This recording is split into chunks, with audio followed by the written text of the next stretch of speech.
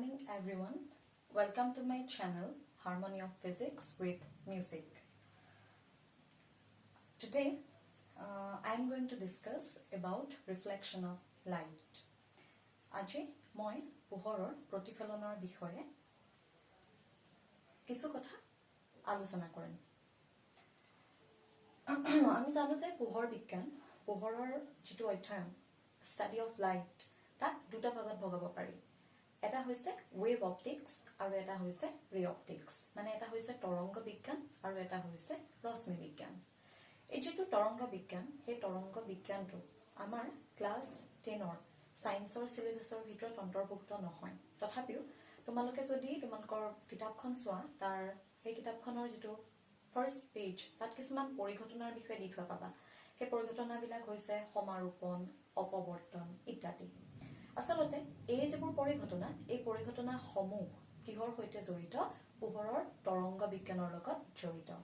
আৰু মই থৰতে কৈ দিছো তৰংগ বিজ্ঞান মানে কি? পোহৰৰ তৰংগ বিজ্ঞান মানে হৈছে য'ত পোহৰক তৰংগ হিচাপে অধ্যয়ন কৰা হয় আৰু পোহৰক এক তৰংগৰ ৰূপ বুলি লৈ সকলোবোৰ কথা প্ৰমাণ কৰিব পাৰি। আৰু পোহৰৰ যেটো তৰংগ প্ৰকৃতি সেই তৰংগ প্ৰকৃতিটোৰ সহায়ত সমাৰোপণ, অপৱৰ্তন আদি পৰিঘটনা সমূহক কি কৰা হয়? অধ্যয়ন কৰা হয়। কিন্তু আমাৰ ক্লাস 10 ৰ যেটো প্ৰেজেন্ট সিলেবাস তাৰ মতে আমি কিহকহে পঢ়িব লাগে? পোহৰৰ ৰশ্মি বিজ্ঞানকহে পঢ়িব লাগে। এতিয়া ৰশ্মি বিজ্ঞান মানে কি? ইয়াৰ মতে পোহৰে সদায় এডাল সৰল ৰেখাৰ দিশত গতি কৰে। সৰল ৰেখাৰ দিশত গতি কৰে আৰু সেই সৰল ৰেখা কিহৰ দ্বাৰা বুজোৱা হয়? কিছুমান ৰশ্মিৰ সহায়ত বুজোৱা হয়। গতিকে ৰশ্মি বিজ্ঞানৰ মতে পোহৰে সৰল ৰেখাত গতি কৰে আৰু তাক কিছুমান ৰশ্মিৰ সহায়ত আমি কি কৰিব পাৰো? বুজাব পাৰো। এই যেটো ৰশ্মি বিজ্ঞান এই ৰশ্মি বিজ্ঞানৰ সৈতে জড়িত প্ৰধান দুটা পোহৰে দেখুৱা ঘটনা হৈছে প্ৰতিফলন আৰু প্ৰতিসৰণ। এতিয়া আজি মই বিতংভাৱে কিহৰ বিষয়ে তোমালোকক জনাব চেষ্টা কৰিম? পোহৰৰ প্ৰতিফলন নামৰ পৰিঘটনাৰ বিষয়ে জনাবলৈ চেষ্টা কৰিম। গতিকে চাও আহা পোহৰৰ প্ৰতিফলন মানেনো কি?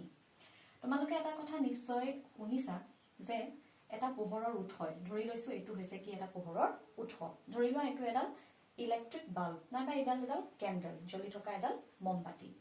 পোহৰৰ উৎস এটাই তাৰ পৰা পোহৰক চাৰিওটা দিশতে কি কৰিব পাৰে? পঠাব পাৰে। মানে যিকোনো পোহৰৰ উৎসই তাৰ পৰা ওলোৱা পোহৰক চাৰিওটা দিশতে কি কৰিব পাৰে? পঠাব পাৰে। এতিয়া ধৰি লোৱা মোৰ গুৰিত ঠিক তেনেকুৱা ধৰণৰে এটা পোহৰৰ উৎস আছে আৰু সেই পোহৰৰ উৎসটোৰ মই নামটো কি বুলি লৈছো? S। গতিকে S টো হৈছে ইয়াত এটা পোহৰৰ উৎস। S is a light source। এতিয়া এই যেটো পোহৰৰ উৎস এই পোহৰৰ উৎসটোৰ পৰাও তেতিয়া হলে মই ইয়াত দেখুৱাৰ ধৰণে চাৰিওটা দিশতে কি ওলাই গৈছে? চাৰিওটা দিশতে পোহৰ ওলাই গৈছে। এতিয়া এই S ৰ পৰা কিছু নিলগত এখন কি ৰাখিছো বুলি ভাবা? এখন পৃষ্ঠ ৰাখিছো বুলি ভাবা। XY নামটো দি দিছো। XY হৈছে কি? এখন পৃষ্ঠ। XY নামৰ এখন পৃষ্ঠ মই S নামৰ যেটো পোহৰৰ উৎস তাৰ পৰা কিছু নিলগত ৰাখিছো। আৰু ধৰি লওঁ XY নামৰ এই যিখন পৃষ্ঠ এই পৃষ্ঠখনে দুটা মাধ্যমক সেপাৰেট কৰি ৰাখিছে। দুটা মাধ্যমক পৃথক কৰি ৰাখিছে। মাধ্যম 1 ওপৰ ফালে আছে আৰু মাধ্যম 2 তলৰ ফালে আছে। ধৰি লোৱা ওপৰৰ মাধ্যমটো হৈছে এয়াৰ আৰু তলৰ মাধ্যমটো হৈছে ওয়াটাৰ, মানে বায়ু আৰু পানী। আৰু এখন হৈছে এখন পৃষ্ঠ যি কোন দুটা মাধ্যমক ভাগ কৰি ৰাখিছে বুলি ধৰি লৈছো? বায়ু আৰু পানী। এতিয়া আগতে কোৱাৰ নিচিনাকে এই পোহৰৰ উৎসটোৰ পৰা চাৰিওটা দিশতে কি ওলাই গৈছে? পোহৰ ওলাই গৈছে। গতিকে S নামৰ পোহৰৰ উৎসটোৰ পৰা নিশ্চয় এই দিশটো কি আহিছে? পোহৰ আহিছে। যিহেতু S ৰ পৰা ওলাই অহা পোহৰটো এই পৃষ্ঠখনত পৰিছেহি, গতিকে এই যেটো পোহৰ এই পোহৰটোক মই কি পোহৰ বুলি নাম দিম? আপতিত পোহৰ। কাৰণ ই ক'ত পৰিছেহি? XY নামৰ পৃষ্ঠত পৰিছেহি। এই কাৰণে ইয়াৰ নামটো মই কি বুলি দিলো? আপতিত পোহৰ। ঠিক আছে। এতিয়া ধৰি লওঁ এইখিনিতে এজন মানুহ আছে। এইখিনিতে এজন মানুহ ৰখি আছে। এই মানুহজনৰ চকুত কিবা প্ৰকাৰে পোহৰ সোমালে। এটা আমি জানিব লাগিব যে সেই পোহৰটো মানুহজনৰ চকুত কেনেদৰে সোমালে। এই S নামৰ যেটো উৎস এই S নামৰ উৎসৰ পৰা যদিও পোহৰ চাৰিটা দিশত ওলাইছে তথাপিও তোমালোকে ধৰি লোৱা যে এই এছ নামৰ উৎসটোৰ পৰা ওলোৱা পোহৰ ডাইৰেক্টলি কোনফালে যাব পৰা নাই, এই মানুহটো থকাৰ দিশত যাব পৰা নাই। গতিকে এই মানুহটোৰ চকুতনো পোহৰটো ক'ৰ পৰা আহি সোমাল সেইটো আমি জানিব লাগিব। সৰুতে তোমালোকে নিশ্চয় এটা খেলা খেলি পাইছা যে আমি যদি এখন সূৰ্যৰ পোহৰত যদি এখন আমি আইনা ৰাখো আৰু সেই আইনাটোত সূৰ্যৰ পোহৰৰ পৰা যিটো পোহৰ সেই পোহৰটো আইনাৰ পৰা আমি বেলেগ বেলেগ দিশত কি কৰিব পাৰো, পঠাব পাৰো।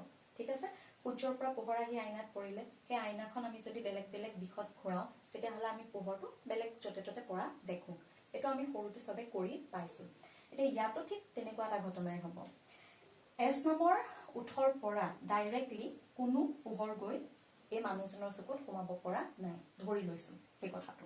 গতিকে মানুহজনৰ এইখিনিত থকা মানুহজনৰ চকুতনো ক'ৰ পৰা পোহৰ আহি সোমালহি সেইটো জানিব লাগিব। সেইটো কি হয়, এছ নামৰ উৎসৰ পৰা এটা পোহৰ আহি নিশ্চয় ক'ত পৰিছেহি, XY নামৰ পৃষ্ঠখনত পৰিছেহি। আৰু এই XY পৃষ্ঠখনেই তাৰমানে এনেকুৱা কিবা এটা কৰিব লাগিব যাৰ কাৰণে পোহৰ গৈ ক'ত সোমাব পাৰিছে, এইখিনিত থকা মানুহজনৰ চকুত সোমাব পাৰিছে। তে XY পৃষ্ঠইনো কি কৰিলে, এছ নামৰ উৎসৰ পৰা পোহৰ আহি যেতিয়া XY পৃষ্ঠত পৰিলেহি, সেই XY পৃষ্ঠই এই যিটো আপতিত পোহৰ, এই আপতিত পোহৰটোৰ গতিৰ দিশটোক কি কৰি দিলে, সলনি কৰি দিলে। তাৰ মানে XY নামৰ পৃষ্ঠই এছৰ পৰা ওলাই অহা যিটো পোহৰ ইয়াত আহি পৰিলেহি, সেই পোহৰটো এই দিশটোত আৰু কি কৰিবলৈ নিদিলে, গৈ থাকিবলৈ নিদিলে। এই দিশটোত আপতিত পোহৰটো গৈ থাকিব পৰা নাই। তেনেহলে পৃষ্ঠখনে কি কৰিলে, এছৰ পৰা ওলাই অহা যিটো পোহৰ যাক আমি আপতিত পোহৰ বুলি কৈছো, সেই পোহৰক XY পৃষ্ঠখনে সেই পোহৰৰ গতিৰ দিশটো, এইটো তাৰ হৈছে অৰিজিনেল গতিৰ দিশ, এইটো তাৰ গতিৰ মূল দিশটো। XY পৃষ্ঠই এছৰ পৰা ওলাই অহা যিটো পোহৰ যাক আমি আপতিত পোহৰ বুলি কৈছো, সেই আপতিত পোহৰক তাৰ মূল দিশৰ পৰা আঁতৰাই পঠালে। মূল দিশৰ পৰা আঁতৰাই পঠালে। এটা কেনেদৰে আঁতৰাই পঠালে, মূল দিশৰ পৰা আঁতৰাই পঠাবলৈ হলে XY পৃষ্ঠৰ ওচৰত দুটা অপচন আছে, দুটা সুবিধা আছে। এনেদৰেও মূল দিশৰ পৰা আপতিত পোহৰক আঁতৰ কৰিব পাৰে আৰু এইদৰেও আপতিত পোহৰক XY পৃষ্ঠই মূল দিশৰ পৰা কি কৰিব পাৰে, আঁতৰ কৰিব পাৰে। এতিয়া এই যিখন XY পৃষ্ঠ, সেই XY পৃষ্ঠৰ হাতত এইটো ক্ষমতাহে আছে যে এছৰ পৰা ওলাই অহা পোহৰ যিটো আহি XY পৃষ্ঠত পৰিছেহি, তাৰ মানে আপতিত পোহৰ, সেই আপতিত পোহৰক XY পৃষ্ঠই মূল দিশৰ পৰা এই ধৰণেহে কি কৰিব পাৰে, আঁতৰ কৰি পঠাব পাৰে। এই ধৰণে আঁতৰ কৰি পঠাব পৰাৰ কাৰণটো এইটোৱে যে XY পৃষ্ঠৰ ওপৰৰ যিটো অংশ, সেই ওপৰৰ অংশটোৱেহে কাম কৰিব পৰা ক্ষমতাত আছে। কিয় কাম কৰিব পৰা ক্ষমতাত আছে সেইটো মই মোৰ নেক্সট ক্লাছত কম। এতিয়া তাৰ মানে XY পৃষ্ঠই আপতিত পোহৰক মূল দিশৰ পৰা এইটো দিশতহে কি কৰিলে, আঁতৰ কৰি পঠিয়ালে। মানে XY পৃষ্ঠই যেতিয়া পোহৰ আহি আপতিত হলহি তাৰ ওপৰত, এই আপতিত পোহৰক নিজৰ মূল দিশৰ পৰা আঁতৰাই তাৰ গতিপথটো কি কৰি দিলে, সলনি কৰি দিলে। আৰু সেইটো পোহৰ গৈয়ে ক'ত সোমাইছেগে, এই মানুহজনৰ চকুত সোমাইছেগে। এতিয়া তোমালোকে ইয়াত চোৱা যে XY পৃষ্ঠৰ ওপৰত আপতিত হোৱা যিটো পোহৰ সেইটো মাধ্যম 1তে আছে, আৰু XY পৃষ্ঠই আপতিত পোহৰক মূল দিশৰ পৰা আঁতৰ কৰি যিটো গতিপথত পঠাইছে, যিটো দিশত পঠাইছে, সেই দিশ সলনি হোৱা পোহৰটো কোনটো মাধ্যমতে আছে, মাধ্যম 1তে আছে। তাৰ মানে আপতিত পোহৰৰ গতিপথ সলনি কৰা যিটো পৰিঘটনা, সেই পৰিঘটনাটো কোনে কৰিছে, নিশ্চয় XY পৃষ্ঠই কৰিছে। সেই পৰিঘটনাটো এনে ধৰণৰ যে সেই পৰিঘটনাটোত আপতিত পোহৰ আৰু গতিপথ সলনি হোৱা পোহৰ দুইটাই কিহত সোমাই আছে, একেটা মাধ্যমত সোমাই আছে। আৰু এই যিটো পৰিঘটনা, সেই পৰিঘটনাটোকে আমি কি বুলি কম, পোহৰৰ প্ৰতিফলন।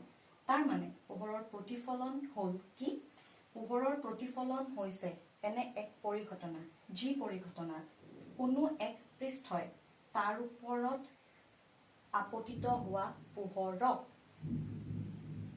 নিজৰ মূল দিশৰ পৰা গতিপথ এইদৰে সলনি কৰে যে আপতিত পোহৰ আৰু গতিপথ সলনি হোৱা পোহৰ একেটা মাধ্যমতে থাকিব পাৰে আৰু এই যেটো গতিপথ সলনি হোৱা পোহৰ এই গতিপথ সলনি হোৱা পোহৰটোকে এতিয়া আমি কি পোহৰ বুলি কম প্ৰতিফলিত পোহৰ অৰ্থাৎ পোহৰৰ প্ৰতিফলন হৈছে এনে এক ঘটনা য'ত আপতিত পোহৰৰ গতিপথক এখন পৃষ্ঠই এনেদৰে সলনি কৰে যাতে আপতিত পোহৰ আৰু প্ৰতিফলিত পোহৰ দুয়োটাই একেটা মাধ্যমতে থাকিব পাৰে হেতুৱে হৈছে পোহৰৰ প্ৰতিফলন ধৰি লওঁ এছৰ পৰা ওলাই অহা যেটো আপতিত পোহৰ তাৰ নাম হৈছে এও আৰু গতিপথ সলনি হোৱা পোহৰটোৰ নাম হৈছে OB তাৰ মানে এতিয়া মই ক'ব পাৰিম যে পোহৰৰ প্ৰতিফলন হ'ল এনে এক ঘটনা য'ত S নামৰ উৎসৰ পৰা AO নামৰ পোহৰ আহি XY পৃষ্ঠত আপতিত হ'ল আৰু XY পৃষ্ঠই AO পোহৰক নিজৰ মূল দিশ বা মূল গতিপথৰ পৰা আঁতৰাই কোনটো দিশত পঠালে OB দিশত পঠালে যাতে AO আৰু OB দুইটা পোহৰ একেটা মাধ্যমতে সোমাই থাকিব পাৰে ইয়াত AO আপতিত পোহৰ গতিপথ সলনি হোৱা পোহৰ OB প্ৰতিফলিত পোহৰ বুলি কম আৰু O কি বিন্দু বুলি কোৱা হ'ব O কোৱা হ'ব আপতন বিন্দু যেহেতু এই বিন্দুটোত আহি পোহৰ পৰিছেহি উৎসৰ পৰা পোহৰ ওলাই আহি পৰিছেহি সেই কাৰণে ওটোক কি বুলি কোৱা হ'ব আপতন বিন্দু আৰু এই পৰিঘটনাটো সংঘটিত কৰাৰ কাৰণে ৰেসপন্সিবল কোন হৈ আছে XY নামৰ পৃষ্ঠ হেহে ইয়াৰ নামটো হ'ব কি পৃষ্ঠ প্ৰতিফলক পৃষ্ঠ গতিকে এটোৱে হৈছে পোহৰৰ প্ৰতিফলন যেটো এনে এক ঘটনা য'ত কোনো পোহৰৰ উৎসৰ পৰা ওলাই অহা আপতিত পোহৰক কোনো এক প্ৰতিফলিত পৃষ্ঠই এনেদৰে প্ৰতিফলন কৰে যাতে আপতিত পোহৰ আৰু প্ৰতিফলিত পোহৰ প্ৰতিফলনৰ পাছতো একেটা মাধ্যমতে থাকিব পাৰে এটোৱে হৈছে পোহৰৰ প্ৰতিফলন আৰু ইয়াৰ সৈতে জড়িত যি সমূহ সূত্ৰ সেই সূত্ৰসমূহ মই মোৰ নেক্সট ভিডিঅ'টো ডিসকাস কৰিম থ্যাংক ইউ